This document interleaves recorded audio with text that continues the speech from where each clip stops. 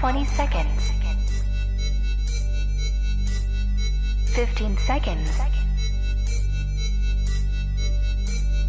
10, 9, 8, 7, 6, 5, 4, 3, 2, 1, 0.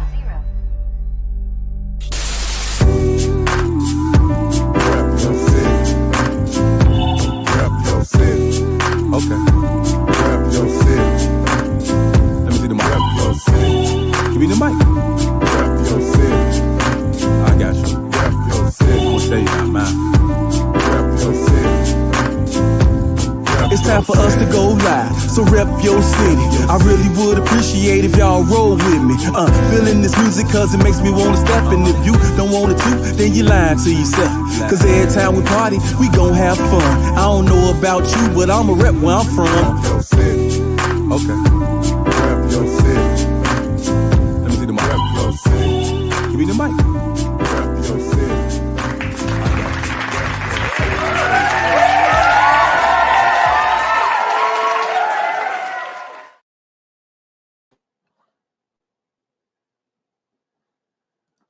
Welcome to the RYC Live show this evening. My name is Artistic. I'm your host for tonight.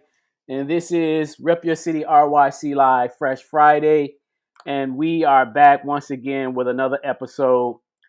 And so keep it locked and loaded, y'all. Keep it tuned in. If you have not done so already, please subscribe to our YouTube channel. RYC Live is the platform on YouTube. You could also send us an email to ryclive@yahoo.com to be a guest on a future show and show your love and support. So tonight we're going to be doing something a little different tonight. We have the legendary Kingdom Rock in the backstage area, and we have Bob, who's going to be joining us tonight from the University of Chicago. So we're going to see what we can do tonight, a little something different. But in the meantime, y'all, show your love and show your support. Tomorrow we'll be opened at the Chicago Hip Hop Heritage Museum, located at 4505 South Indiana. The time of doors opening is 12 p.m. and we're there from 12 p.m. to 5 p.m. tomorrow. So if you're free and you're open, you'd like to come down and do a guided tour, come on down, bring your friends and family if you like, and take a tour. This current exhibit will be coming down at the end of April, so y'all should get down, make it a priority, and come check it out before the end of April, because we're closed down for 2 months, and then we'll reopen July with a brand new exhibit. So, with that being said, let's get right into it. It's Friday night, and we do this each and every Friday night at 8 p.m. Central Standard Time. And so we're going to bring in our guest tonight and see what we can do. So, Brother Kingdom Rock, what's up, my man? How now, brown cow? Foul MCs get off the dick now. The foul was intentional. Contact made global. Start local. Illest residential coming vocal. Watch me throw the chokehold on the industry. Make the world remember me after they drove in the Hennessy. Make you forget all that stuff you envy about me. Look, what up, Joe? Yeah. Welcome. And then we also have Bob checking in with us. What's up? Can you hear me? Check 1 2. Yes, sir. My $5 headphones are working. Good. Thanks for having me. So welcome. Now, did we take care of the share screen aspect that we needed to do? I got a little button that says present. There you go. Yeah. Let's make sure we take care of that so that we don't have to interrupt. Yeah, we can try to see if here we go. It should pop up where I get entire screen with the whole world here. So be careful. All right. Okay, so I do see. I do see add to the stage. Boom. Okay. Now, when you try to work do you jump off the screen when you work it, or is that like just me? I don't know. I can't see the screen anymore, but I can see my presentation. Oh, okay. So Okay, so you are navigating, and you Yeah, can see I'm moving around. Yeah, you can see it. Okay, all right. So we're good. Okay, All right, that's cool. all right. Yeah. Take that off the screen real quick. You got it. So Artistic, he's gonna introduce you better than that. We have an article that he was reading about the Chicago Hip Hop Project, and we're gonna allow that to be our introduction to the audience, I think, about what we have going on here. Actually, Bob, when I was telling Kingdom, I was trying to type in to get to the link, and it wouldn't let me do it. And so, but okay, let me go back here because it did have a little. Yeah, so like when you type in the Chicago Hip Hop History Project, it kind of gives a little summary. It says the Chicago Hip Hop History Project is a collaboration between the Chicago Hip Hop Heritage Museum and the researchers from the University of Illinois, Chicago, UIC in parentheses, and then it says music department. And then it says the project's goal is to create a digital archive of Chicago's hip hop history. And then under that, it says how the project works. It's like bullet points, what the project results will be, 2 more bullet points. And then under that, it says about the Chicago Hip Hop Heritage Museum. And then it gives some more bullet points to kind of just give general information. So that's like on Google search. Cool. We got an article from UIC today that's out there. So if you type in, hip hop Chicago, I think if you literally just type in hip hop Chicago, it'll be one of the first things that comes up. It's from UIC today, and they did a little spread about the project when we first got started. So that's kind of the best thing to read, I think. Okay. But then we have the website, which we launched yesterday. So I wasn't sure I was going to be sharing it with the world, today, but that's good.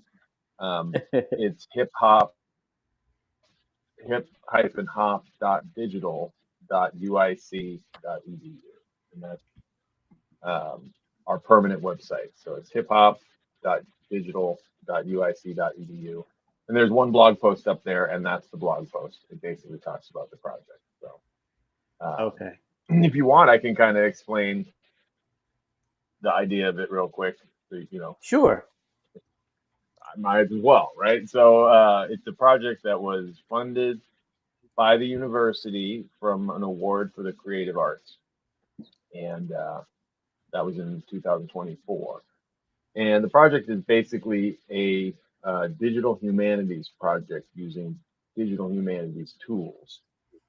And historically, when people do this, they don't focus on contemporary music. People like professors who will study music oftentimes study super old music. Pretty common that people will do Beethoven, look deeply into Irish folk tunes and stuff like that. And I started thinking like, well, is there anything else I can work on for this award? Like, has anyone done that same sort of stuff? Looking into contemporary music at the level that you would look into Beethoven and study in the archives of, some Venetian opera house. Why doesn't anyone use those tools on modern music? Well, copyright. That's one. So, there's copyright protection. Old music is not under copyright protection. Beethoven's dead, so that's helpful. But there's no good reason. And so I kind of thought to myself, there's no online place where you can really learn about the history. And that's all we're really trying to do, is create a place that people can learn with the kinds of tools that you usually learn with if you were studying a musical genre. And that is going to be a wiki type site. So lots of people can contribute their knowledge, and that becomes a knowledge base. And then from that knowledge base, you can learn all sorts of stuff. Wait a minute, brother. Are you saying that you're helping create the Wikipedia for Chicago hip hop? Is that what you're saying, brother? Funny, I actually, partially, I'm actually going to go and say that a little bit. I'm going to go one step further and say it's going to be even better than Wikipedia. And we got you on record saying it now. You know, I've said it to a lot of people. That's my motivation. But basically, it's like connecting stuff, relationships. You know, this person worked with this person. Something simple like that. Could we nail that down and have it there and say, oh, that where did they work? They worked here. Oh, who was working there? You know, so studios and venues, artists, graffiti artists and their work, dancers, breakers, rappers, MCs, DJs, etc. will all be pages, just like on Wikipedia, and then they can be connected together, and people can finally, you know, input what they think and add their information en masse to this thing. And then once you have it, you can, what we mine it, data mining. It's basically like you'd look into anything like real estate or stocks and bonds. Like once you have the data, baseball, famously people use numbers. You can maybe understand some stuff better, which isn't really my goal per se, is to like use numbers to learn about hip hop. So it doesn't exactly make sense. But just the theory that you'd have the ability to use the tools that you use for any other kind of music to study hip hop and then go from there. The other tools that we're building, like we're going to hopefully show you tonight, is a timeline. This is like an editorial. I've been thinking that this is kind of like a playlist where, you know, you're choosing what to put on that timeline, and maybe it could change, you know, based on the input of other people. And you actually come in, which is kind of cool. You can go through a decade and check out some of the early works of hip hop one after another. It's kind of fun. And then maps, which would be the same sort of thing. You can zoom in, learn about a particular location, see what kind of things existed there, filter it by the time, and say something like, show me all the hip hop studios and venues and clubs and parties in this area. And with some of the that stuff exists already. Flyer, with some of the stuff that we'll have, you'll have a flyer to say this is that event at this venue, and here are some of the parties that was there, and some of the people that was performing, and with people's help of us curating that information, we can help make this more factual. So right, yeah. Kingdom is constantly pulling something out of the back of the museum and showing it to me, and it just blows my mind. I can't believe all this stuff exists. You know, all of y'all have put together. It's incredible. It's a vast amount of information. Yeah, and I think that's the beauty. Yeah, and I think that's the beauty when it all comes together. You know, people, if you're seeking this information, it'll be available. You know, the first year we opened, we had a lady come from Kingdom. Where was she from? Basha. I can't think of the country now. It's slipping my head. But what was so interesting is she lives here in Chicago now. But when she came to the museum for the first time, she literally did not know us. Something like that. And she didn't know us, but she spent over at least 3 hours talking to us. Like, you know, after she seen the museum, she still stayed an additional 2 to 3 hours, something like that, just vibing with us and then interviewing us, you know, talking about Chicago history, you know. And she was just like, she was just like, this is so cool. It's so much great information, you know, and why do more people not know about it? You know, so so it's exciting, and it's a trip, really. So Bob, what got you? Like, I know how I know you, but your history in music. You worked at Chicago Recording? No, Chicago's Studio Chicago. Studio Chicago. Yep. And this is in what year? I started there in 2001, right after 9/11. That academic year. So it was like the first semester of the school year that 9/11 happened. So you started there while you Hard was to in school. forget. You were a student. Yep. Mm-hmm. Where'd your passion from engineering come from? Well, I started as a guitar player in a band, a progressive rock band, and I basically, that's all I wanted to do with my life. I didn't give a crap about what was happening in the studio. The buttons and knobs and stuff meant nothing to me. I had a band when I was in high school that got pretty successful doing progressive rock music, and one of the kids had quite a bit of studio equipment. His dad was actually like a computer wizard guy who had a computer company, so we had just equipment laying around and a lot of space and stuff. And I would be woken up off the floor at 3 or 4 a.m. when the mixes were done, and my buddy would drive me home. I slept through all the mixing. I didn't care. My guitar, I'm done. Okay, cool. I'm out, you know. Yes. And then I got to This is college. 2001.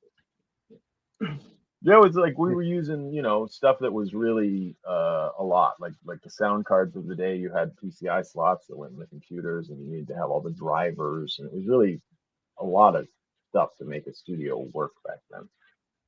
And I wasn't really interested in that.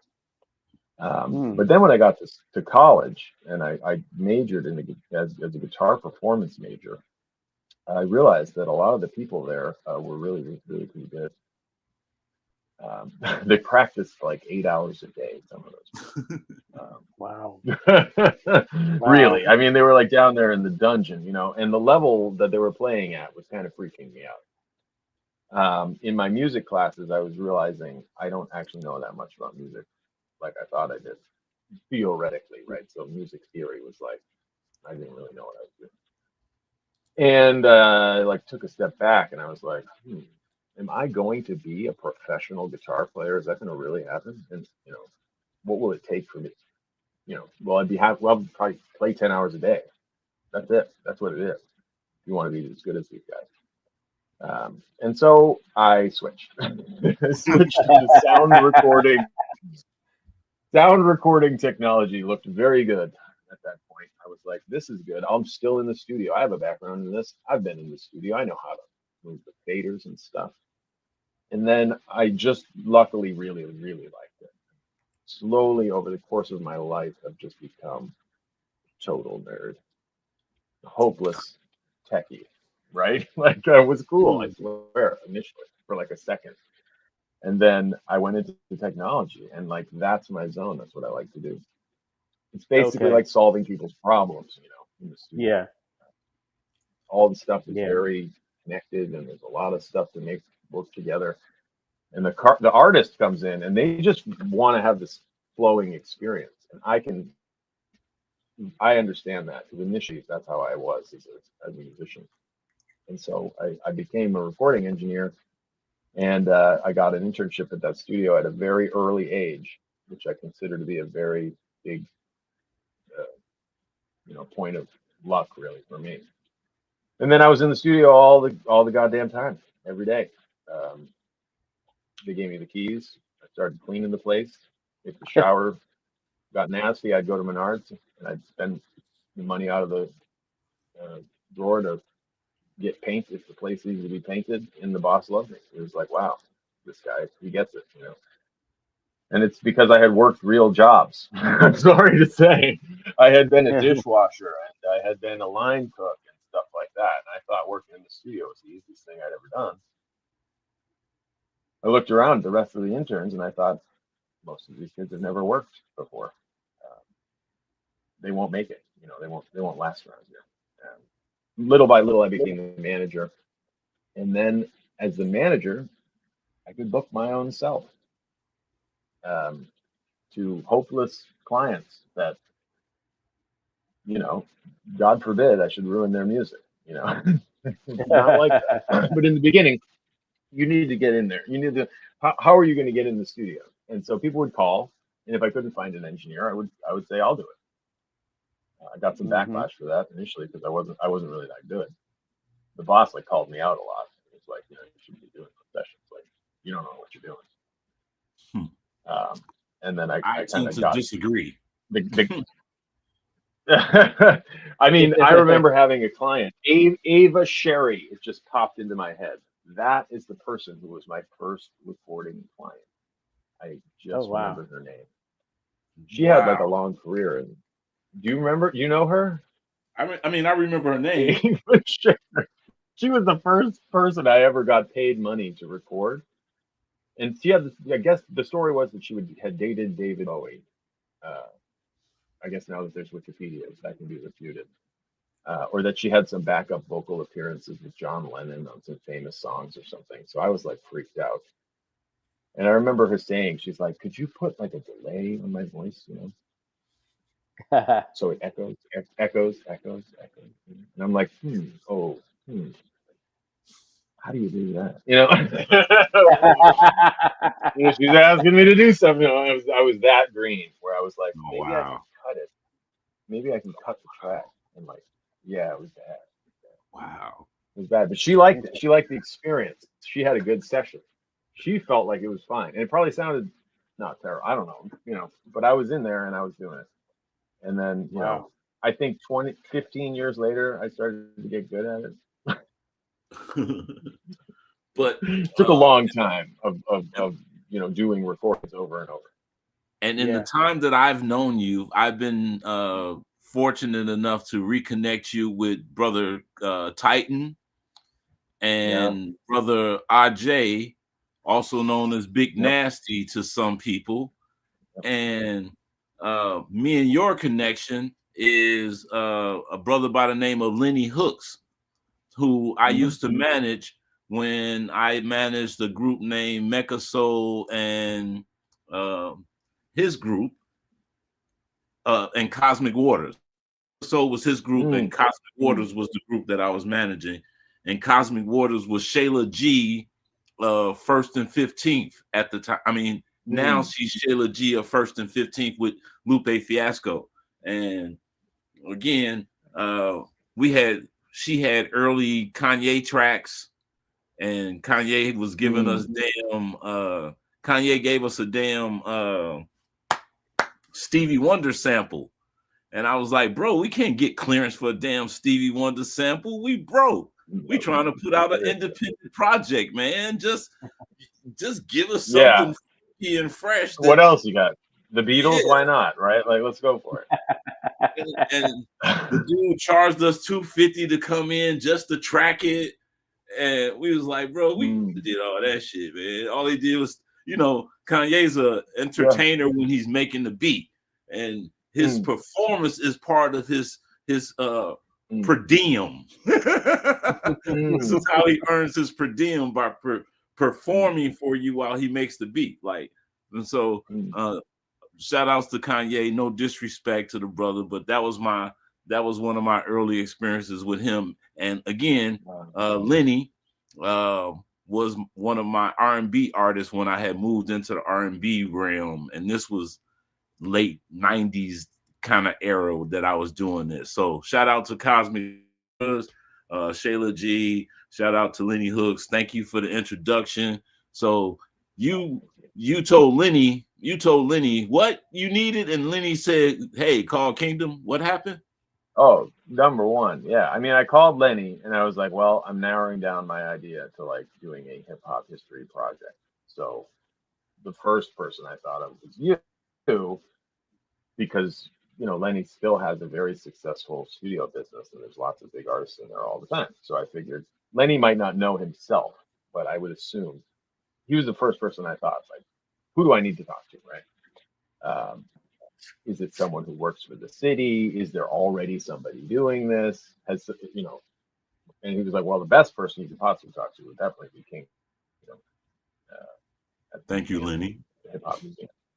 Well, yeah, and I was like, wow, there's a hip hop museum. I had no idea. Like, let's see. I never got to person number 2. He gave me a couple other people. You know, he was like, if that doesn't work, you could call this person, or I don't even remember who they are. I was like, I was going to say, I never asked who those other people were. I didn't even know it was another list of people. Like, yeah. That's He named several folks, and But he made it pretty clear, like, this is what Kingdom is. And obviously the people he works with, Brian and everybody, has been doing for a very long time. And I just thought, well, that would be huge. But of course, I had no idea. It's a total X factor. I had never met you guys. So then it started rushing back. Like when you first showed me, and you're like, oh, you know, the artists on the wall. And like, a lot of them were in the studio. And I do remember them when I was like 18 or 17, you know? And that's when I started thinking like, well, this would be fun for me. Like I love going through the list with the students of artists, mostly MCs and rappers, what we're working on right now. It's just getting started. And like I saw Reggie Ruckus's name misspelled. It said something else. And I was like, I know Reggie Ruckus. I've worked with Reggie. I remember him. He would remember me. I would never have thought of Reggie Ruckus ever again in my life if I wasn't going down this list and it was misspelled. And I'm like, it's crazy to think that I actually know that person and that 20 years ago I was supporting them. Funny story about Reggie Ruckus. He called me after we worked together. Somehow got my phone number. And he was like, Bob, he's like, where have you been? You know? And I'm like, what do you mean? He's like, I called the studio and, you know, it's a different business now. And I'm like, yeah. And he's like, well, I can't find you. He's like, I asked, like, if people know Bob, or I like Googled, like Bob, you know?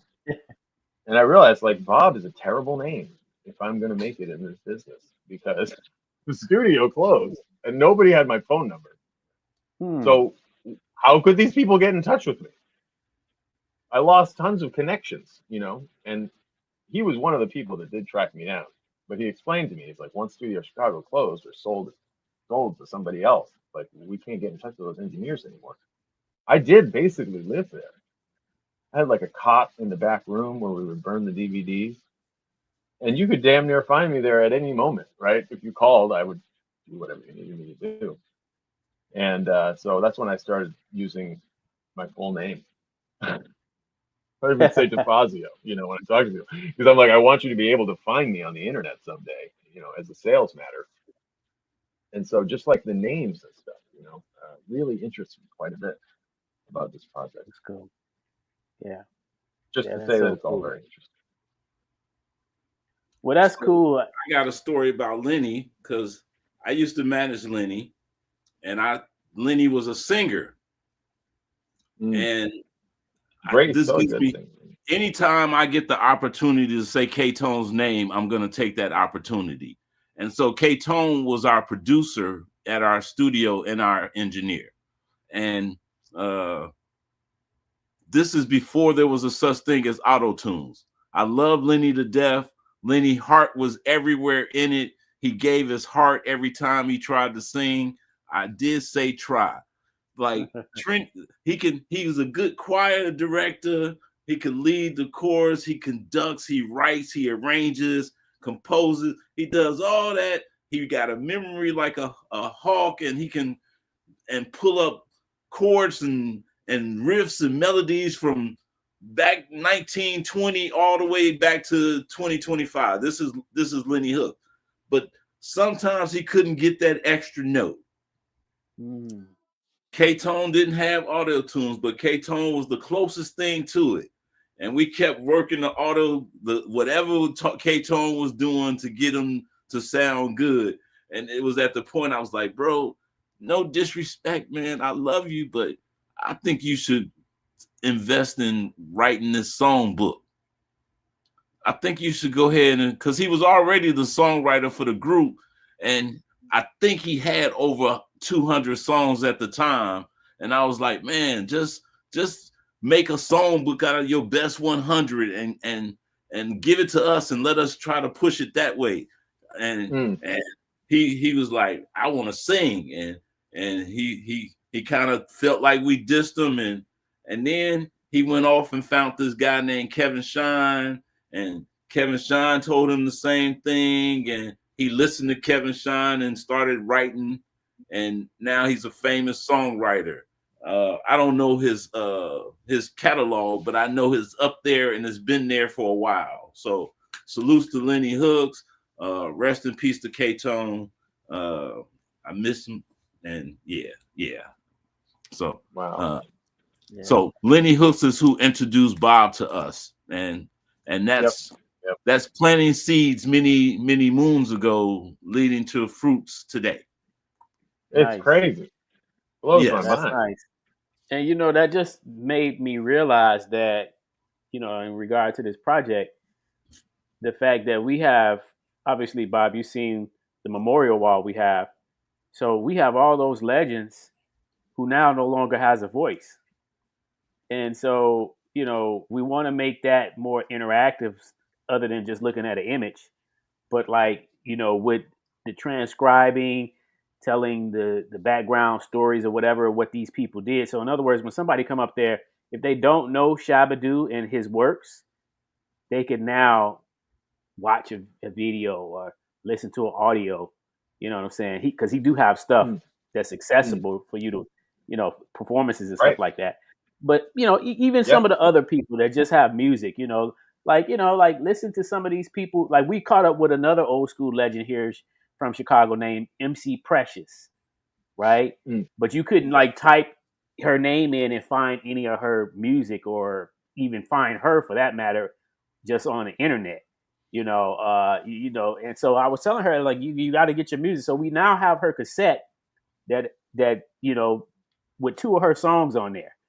And so that needs to be added. And these are songs from like the late, I want to say like 89, 90s, somewhere. And she was working with one of the HBK DJs, Chili Q. You know, so all of this information that, you know, like it just needs to be out there. You know what I'm saying? You know, like we have an Ange 13. Now, Ange 13 stuff is accessible. Like you can find her.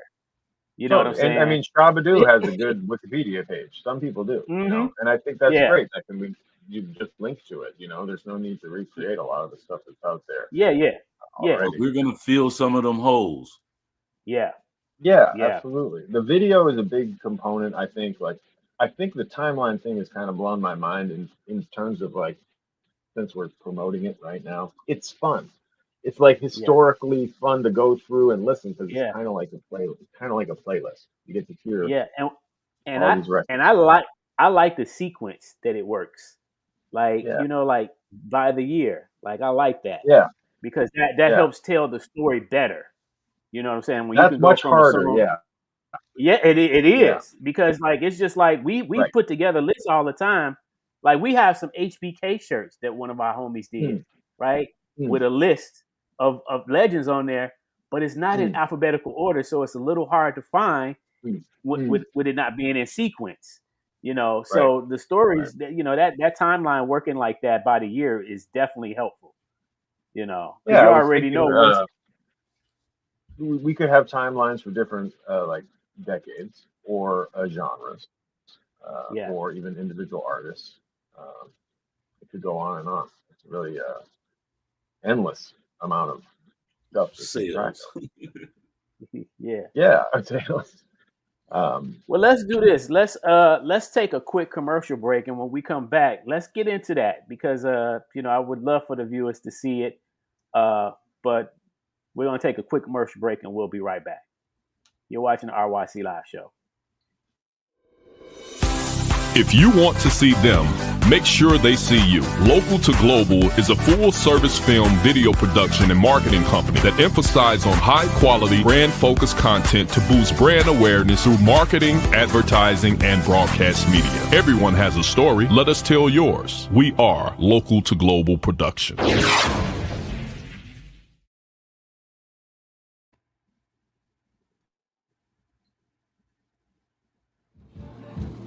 Yeah.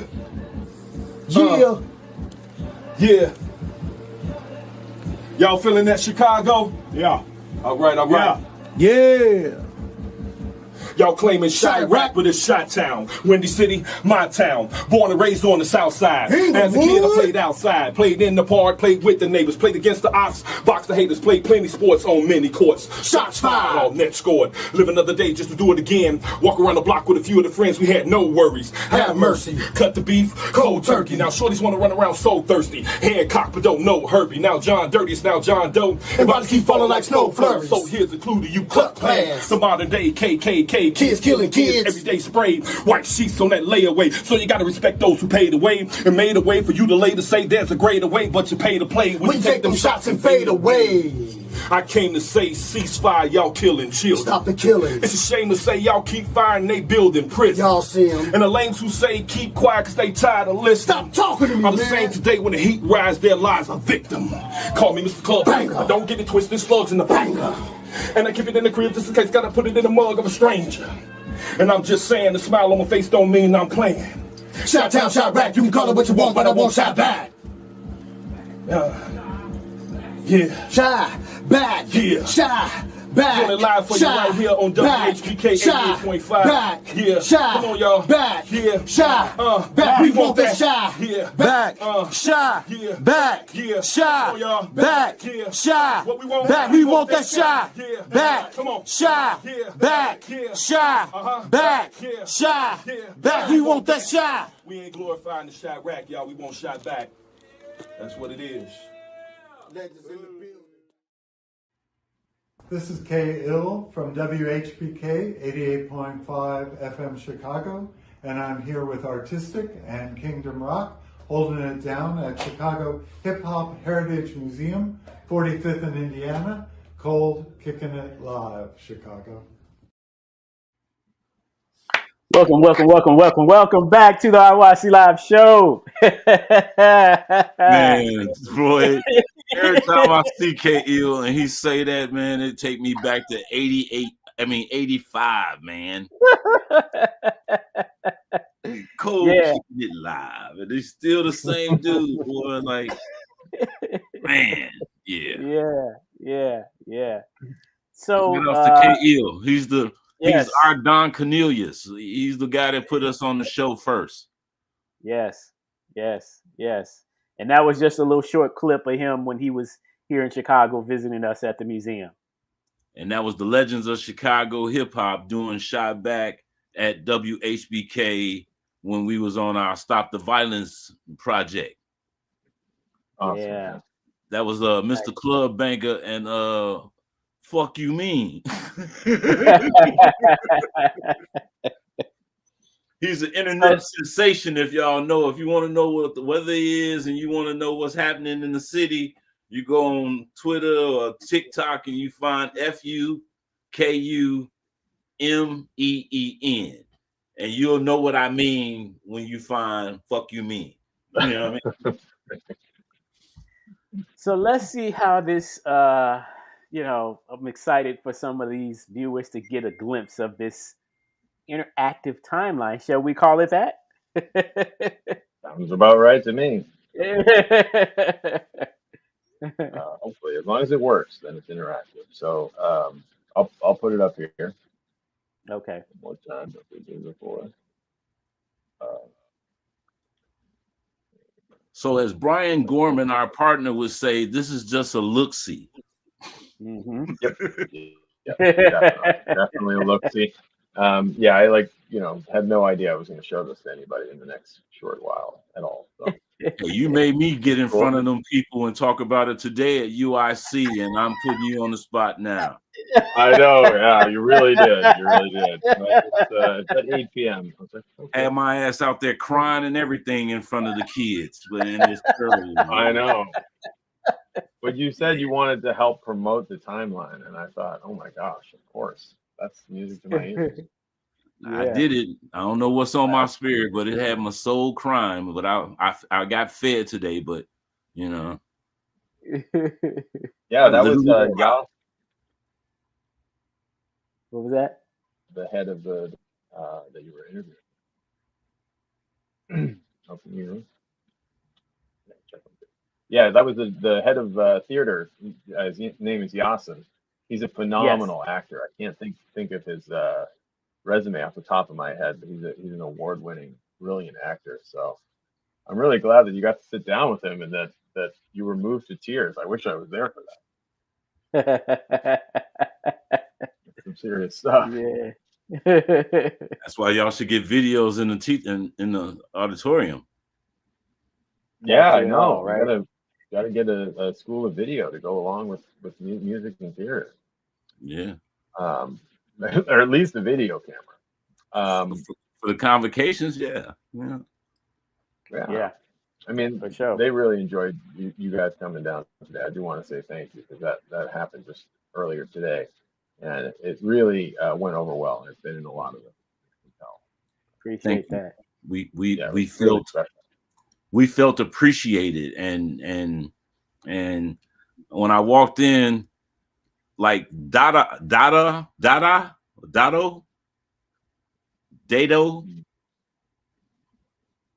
somebody else was supposed to meet us there, and she wasn't able to meet Donna. us. Was it Donna? I think it was Donna. Yeah, yeah, that's what you asked about if she had connected with us, and she was like, no.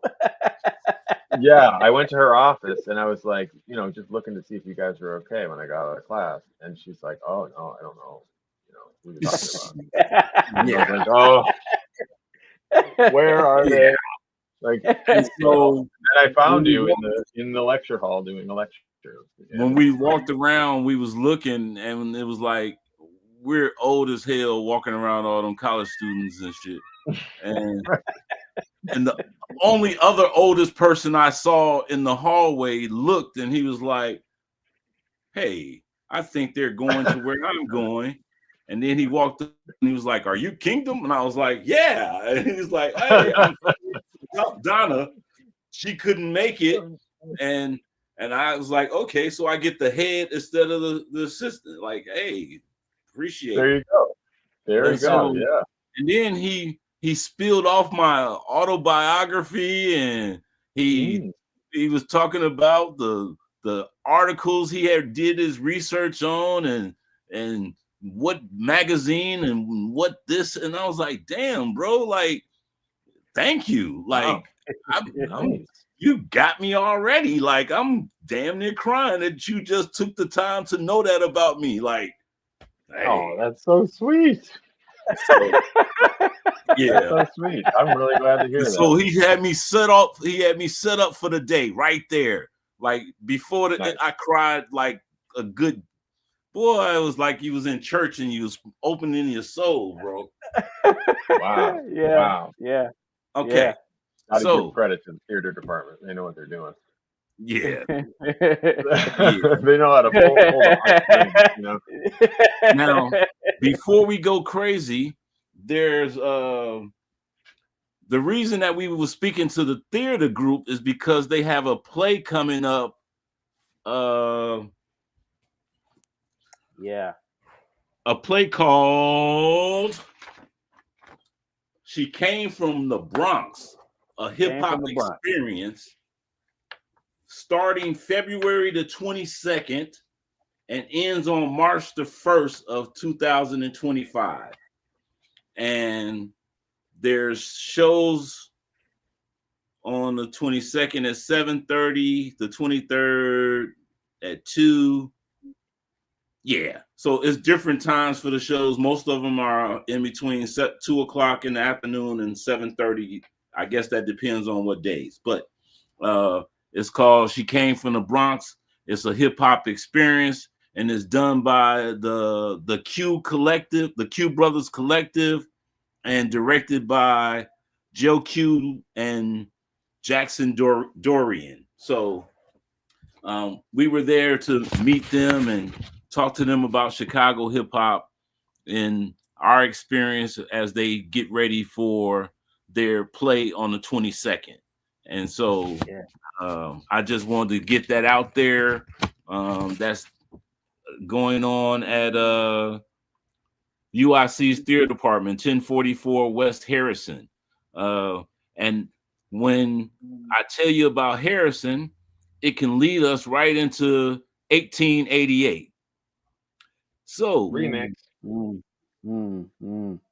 So on this brief outline of Chicago's hip hop, we got this little timeline that I can't read that, Bob. Yeah. Oh, this little bit down here is too small. No, that I can't read that up there. Can you read it? Yeah, it's a little small. Is there any way I can do? How about that? Is that better? Oh yeah, that's much better. I was gonna say because if it okay, so you just enlarged it. Okay. Yeah, that'll work for some of the things. That's better. It's hold on. Yeah, that definitely is better. I gotta remember I'm an old ass man sometimes. I be feeling young. And so C.H. Harris, mayor of Chicago, the first graffiti artist, what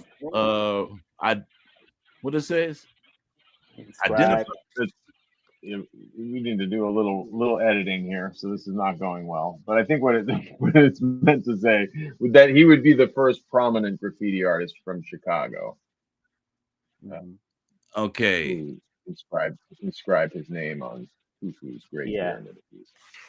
Okay. All right. Yeah, we're gonna have to edit that. But this, like I said, we got some editing. That's what happens. Yeah. We're rough. Right.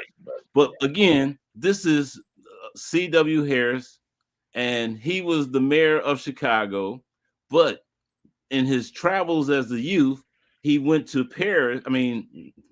Egypt, and he tagged his name at the Giza pyramids. And in our presentation, we remind people that graffiti is probably the oldest, it's probably the oldest art that we got. And so, and it goes always back to us, just the human nature of us wanting to share our names and leave our mark on history and reminding somebody that we were there. And so him being the mayor of Chicago, and also the reason that there's a Harrison Street in Chicago. And today we was at 1044 West Harrison, and Brother Harrison was the first person that we talked about on our our timeline in the history. Is kind of dope to me. And so all right. Now, I'm going to leave the rest to you, Bob. You can speed through as much as you want to and take over. Well, I don't know how much time we have. We certainly took a lot of time on this. That's what I said. We ain't giving it all. Yeah, okay. Yeah, all right, yeah. so, just, whatever points you'd like to highlight on here, it's all good. All right, cool. So this is kind of a demo of the thing. First of all, we're going to correct our typos for all of you out there. There are eras that we're also going to be putting in, and these would be, pre-20th century events that sort of set things up. Sometimes there's a picture. Sometimes there can be a duration to the event so that it happens over a period of time. Oh, okay. Like the first migration. Some are images like this, spray can, and then some are video. Yeah. So starting now, you can see quite a bit of the content are videos, video. This one here is a picture. And when we get to the late 1970s, you can see there's kind of a lot of activity on this timeline.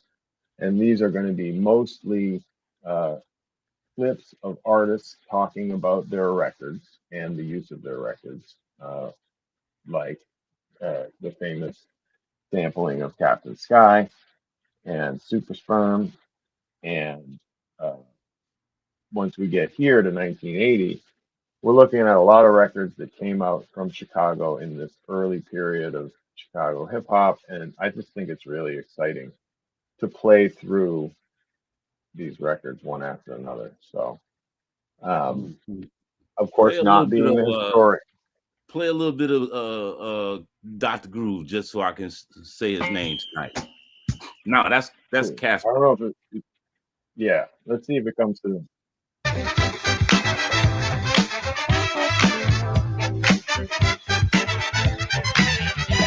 So just relax as I recall the facts that hit me to my new creation. The Super Rock Body Shop, and it's gonna rock the nation. I was chilling out, taking a station break when I saw a lady to behold. She was a lovely sight, a pure delight, so I decided to get bold. If you're looking for excitement, adventure, and some action, if you're on a quest to find the best, come to me for satisfaction. Let me call you person to person to get my message through. I got the Super Rock, the Body Shop, and it's all wrapped up for you. She said, Super Rock. I can listen to this girl. Stop.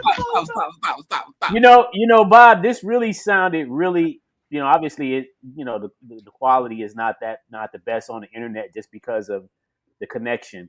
It goes in and out a little bit sometimes. But in the theater area, the quality of the audio sounded really good. I tried to pick good examples, and it's like YouTube's amazing. There's a lot of really, really good stuff out there. In fact, a lot of it is by this guy Kingdom. I think you've heard of it. No, I just curated that page for the Chicago Hip Hop Heritage Museum at YouTube, CHHHM. If you put that in your search engine, there's 520 videos, and I keep adding every day to that playlist of videos that represent Chicago hip hop. I'm never gonna be able to get as many artists, but with Bob's help, we might be able to get a few thousand in before we finish blasting this off, and so that's probably going to be a good thing. And this that we did here is only until this was pre-internet that we did thus far of the timeline, and so we still need a bunch of help from everybody else to get especially, I mean, like, it's a lot of stuff that's going to be after the birth of the internet, but we're going to definitely need more permission from you guys before we can actually include that into our. Or you could send us the links to it and we can send it to your playlist and you get the stream for it. We're not trying to gatekeep your streams or anything like that. We just want to make sure that it's out there that people can find it. You know what I mean? So yeah. And so absolutely, it's like a playlist, kind of. Yeah. I mean, we want to put the music, submit. I would like this whole thing to be something that anybody could say, "Hey, wait, I'm missing from this," Yes. And I would like to have a good methodology for how we put together these lists and publish that and say, well, we started by getting this information from like WHPK Hall of Fame list. We started with that. There's numerous places that we've gotten lists, but then some people even still will not be included, but they should be able to like self-submit themselves and say like, here, put this in there. Yeah. Right. Kind of like a playlist, Right. Yeah. And that's basically what we. Sorry. Please go ahead. No, I was just gonna say that's basically what we do anyway at the museum when people come up in there and they don't see any of their contributions, at the moment when they take the tour, we just let them know, hey, all you got to do is we can fix that. Just donate. Whatever you have, in your archives, you can donate to us, and then we'll have it to show other people. I really want to remind people that this labor of love that we created, it was never our plan to start this fast with what we were doing. It just grew organically from that first Hip Hop Heritage Month that we did at the 4505 Indiana address. And right. The momentum and the energy that the three of us put into that place was too much to just dead after 30 days. And after 90 days, it was still too little. And then 6 months, it was like, what are we going to do? Do we turn it into the Hip House Museum, or do we go to the House Music Museum, or do we do this? And we was like, no, let's make it a museum for hip hop and go from there. And here we are, 2025, getting ready to shut down our 4th year and close out on the end of April and restart again in July with our 5th year. And our 5th year, there'll be a virtual tour that you can take thanks to Bob. And you know what I mean? And so that's what we're offering. And by 2027, 26, we should be in our new spot, and we should look as clear and precise and and pristine as our website and our timeline is in our new building, and pray for us. You know what I'm saying? So yeah. And I So think I was gonna say, I think the other cool thing is, just like we had Captain Sky, because there's even though he was a funk artist, right? But at the same time, he still connects to the culture of hip hop, and I think that's another good thing, because we highlight some of the other movements in the museum, like blues, like some of the people that were pre hip hop, right, before hip hop, to kind of just show that the city of Chicago has been buzzing for quite some time, and yet there's a connection. We talk about the Harlem Globetrotters, that's basketball, right? But yet there's still a connection. Basketball was always prevalent in Chicago, in the communities. Like that picture you're showing right there, is several stories in that picture. Not just Don Cornelius and his ties to VON and the creation of Soul Train in 1970, but the fact that Captain Sky is on the show. Captain Sky, there's pictures in the museum of this day, and the old man, Jerome Simmons, who's Raymond Boyd, who we highlighted last year in the museum, is his mentor, who took the pictures of Captain Sky at Soul Train, and also the guy that took him to meet Don Cornelius to get him on Soul Train. So that's an elder reaching back to Captain Sky. Captain Sky then turned around and reached back to Dr. Groove. Dr. Groove turned around and reached back for Traxtor and D.A. Smart. And Traxtor went on to reach back for Twister, or if you want to give him that. But without those people, you might not have a Twister. Like me being Twister manager is cool, but without what Traxtor did, there would be no Po Pimp. And without Dr. Groove, Traxtor might have went somewhere else instead of doing the music that he did. And that's because he reached back. Like this is the part of it that you don't get, and this is the heart of the heritage in the Chicago Museum that we want to make sure people understand, that elders were reaching back, and you can't say that there's a gap. If you're missing it, it's your fault, because the elders were reaching back, and you can always reach an elder. And now today, me and Artistic are those elders, and you know what I mean? And we still salute to Cassius D, Big Crunch, and Dr. Groove, and Tate the Great, and Bill West, and K. Eel, and JP Chill, and Chili Q, and Peely Fresh, and Heckle. We survive off of those people to tell the story today. And so this timeline, thanks to you and the university, we look forward to being able to be the spearhead leaders of that. And so thank you, Bob. Yeah. I'm very, very grateful. Basically, it's the best project I could have come across. I want to say, because it's early on, things like attribution are going to be done very well. I mean, this timeline is like something like 48 hours old or something.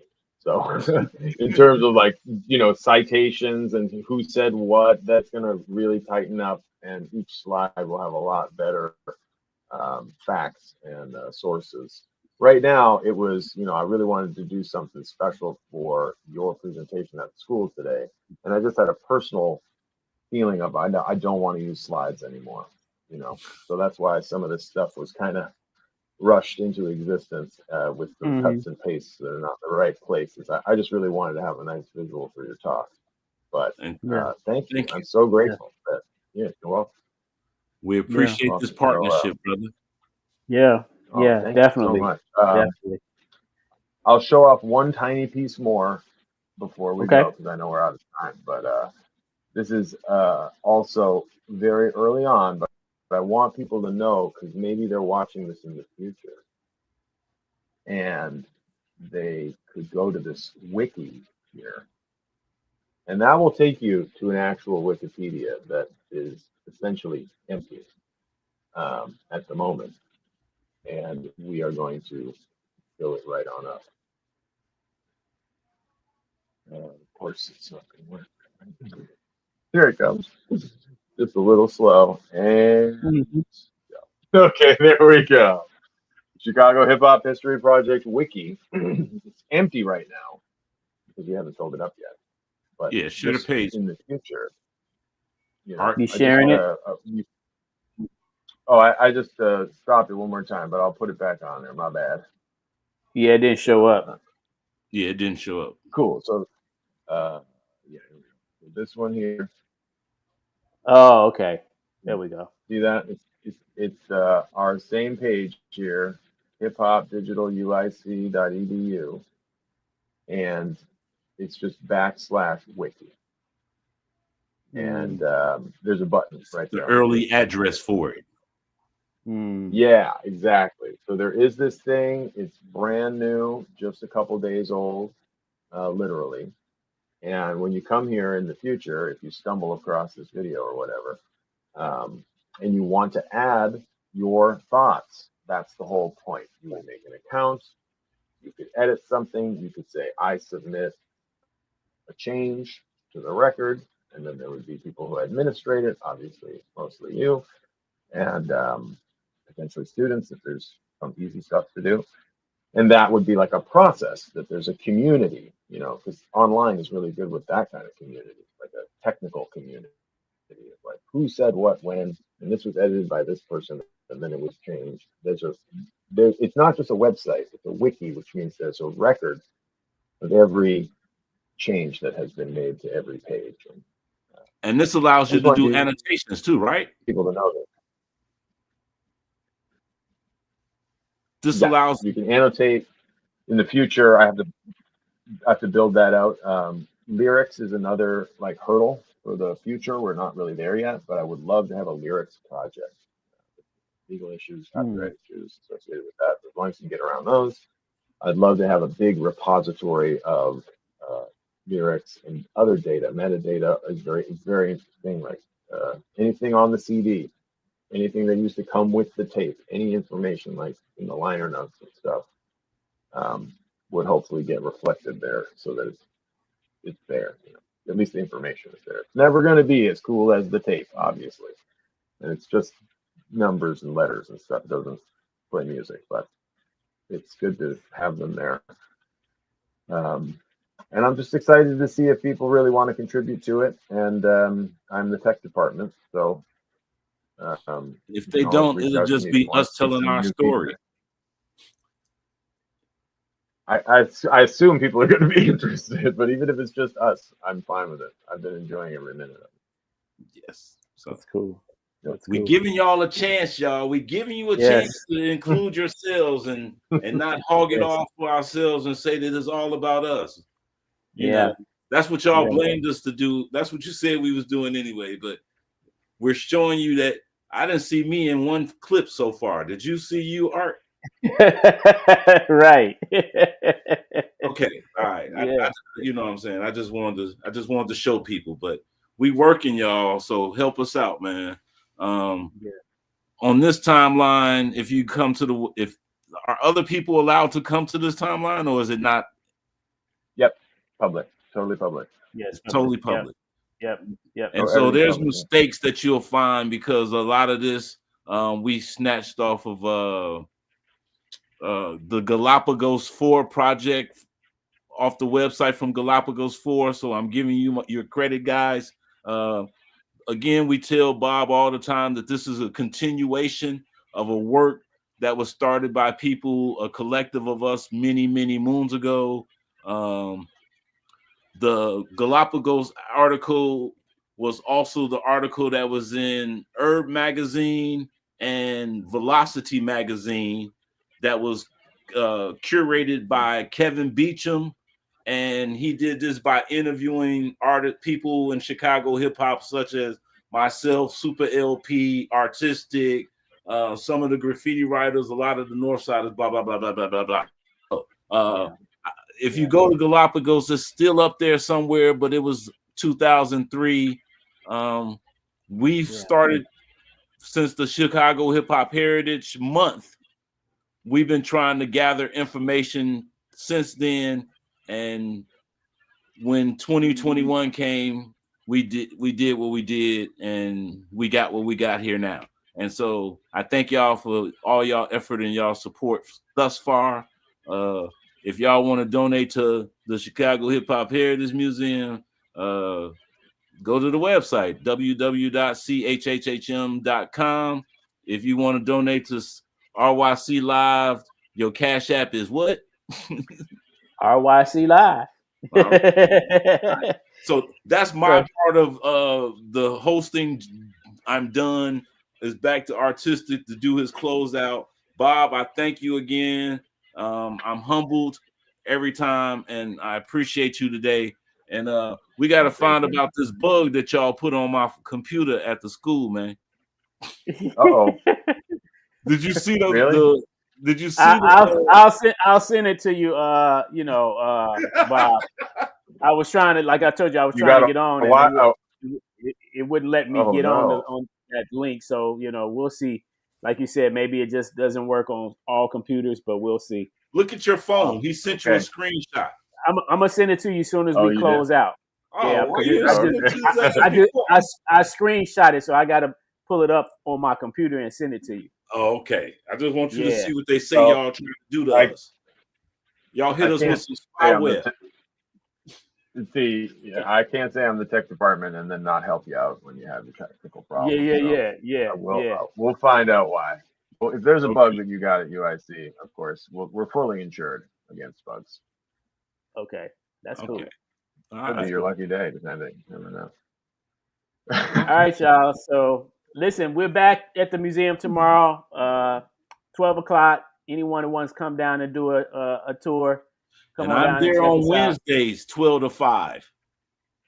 Yes, y'all. And if you are not busy tomorrow evening, come on down and check us out this is the after hours, right? Friday or should I say Saturday, December 16th? Saturdays after is what I call side chick Valentine's Day. Yeah, so come on out to the Blue Island Beer Company, 133. What is that? 57 Old Western Ave. Yeah, it's not Western, but it's Old Western Ave. Old Western Ave. Come on down and check it out. Yeah, and you could actually, huh? I'm being blocked by the screen, but I was gonna say, don't get yourself in trouble tomorrow now. I know some people are gonna be out dating tomorrow. It's say the 16th. The flyer is wrong. Thank you, Veronica. I love you. Happy Valentine's Day. But the date is wrong. It's February tomorrow. 15th. Tomorrow is the 15th and not the 16th. Yeah, and that's right. Again, I said it's the side chick Valentine's Day. So you know what I'm saying. So don't get yourself in trouble tomorrow, people. Take care of yourself. You know what I mean? So that's what's up. All right. Thank you once again, Bob. We'll be in touch, sooner than later. We'll be back. Wait. The Columbia thing. So Columbia is having I forgot. See, I know you know, man. What is they calling it? So this is an exhibit actually that they're going to be doing, and we're going to be collecting archives. We're encouraging people to submit archives, pictures, flyers, any kind of archives, especially if you are connected to Columbia.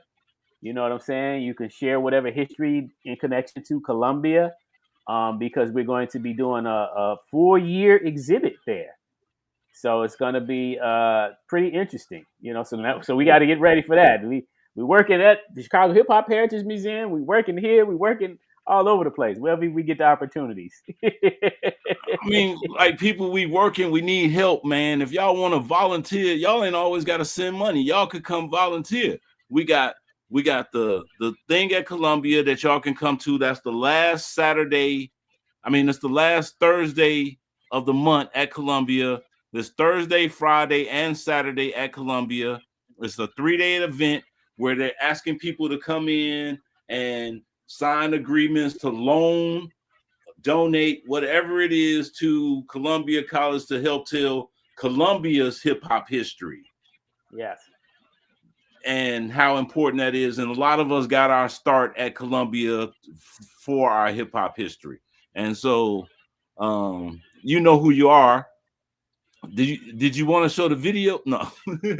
But there's a flyer that we show at the museum that's in our flyer book, and the flyer is from a MAP show, which is a student organization from Columbia that had an outside event at the Riviera Theater. At this show, the headliner was, I don't know if I want, the two artists that was the headliners was Common and Twister. I ain't gonna say who, like Common and Twister. Then there was Blase Blah and Prodigy and EQ from Ill State, TC Rock and Stymie them and somebody else. And so the flyer, we now have video that matches the flyer. And I thought that was kind of cool with Bob here, that now we can show the flyer and show Common's performance and show Prodigy's performance at the show. Stephanie, who's a friend of ours from Columbia, she's the one who videotaped it, and she put her YouTube page. It's not on my YouTube. It's on the Chicago Hip Hop Heritage playlist, but it's not on my page. It's on her page, and it only had 400 views. And I figured by the end of this time, it might help her monetize her page. And so I looked at that like that might be dope. Like this is re-energizing other people's content. Like something that we'll be able to do through this project. And I thought that was kind of huge too. So that's all I wanted to say. Thank you. Yep. All right, y'all. I also want to shout out to Columbia. Yeah. Oh, just a quick shout out to Columbia College. Love the place. Worked there for a very long time, and I hope everybody does contribute to that place. And if you don't holler out Crucial Conflict, Cold Heart gonna be mad at you, man. Crucial Conflict in the studio, back at Studio Chicago. I'm going to shout out Psychodrama was there, Bump J was there. A lot of artists made a lot of records there. And now I think it's Parking Lot. So shout out to Studio Chicago. All right. Yeah. All right, y'all. So we'll be back again next Friday. Until then, don't forget to rep your city. I'm Artistic, and we are out of here. Peace, y'all.